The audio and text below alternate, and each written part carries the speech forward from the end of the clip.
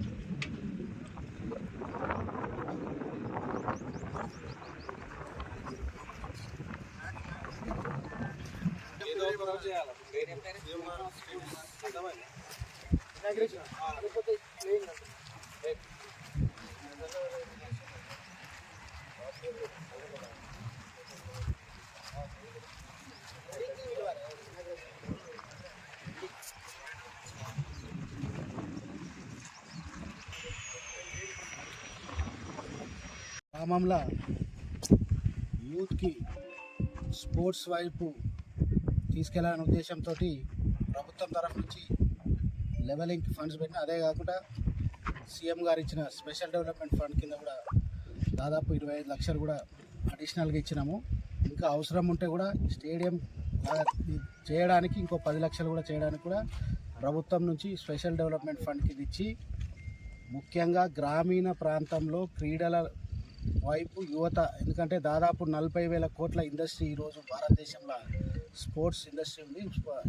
యువకులు ముఖ్యంగా కెరియర్ రూపంగా డాక్టర్ ఇంజనీర్ కాకుండా స్పోర్ట్స్ సైడ్ కూడా వెళ్తే వాళ్ళకి మంచి భవిష్యత్తు ఉంటుంది. గ్రామీణ ప్రాంతంలో విద్యార్థుల యొక్క స్పోర్ట్స్లో టాలెంట్ హంట్ చేసి ఇట్లాంటి స్టేడియంస్, మినీ స్టేడియంస్ నిర్మాణం చేస్తే ఖచ్చితంగా మన ప్రాంతం నుంచి కూడా మరి భారతదేశంలో క్రీడల వైపు పోయి ప్రాంతానికి మంచి పేరు ఇచ్చే సౌకర్యం ఉంటుంది. కాబట్టి యుద్ధ ప్రతిపాదన అన్ని సౌకర్యాలతోటి ఒక మోడల్ స్టేడియం లాగా చేసి ఇక్కడ ఉన్న యూత్కి అందియాలని ఒక ముఖ్య ఉద్దేశంతో స్టార్ట్ చేయాలి.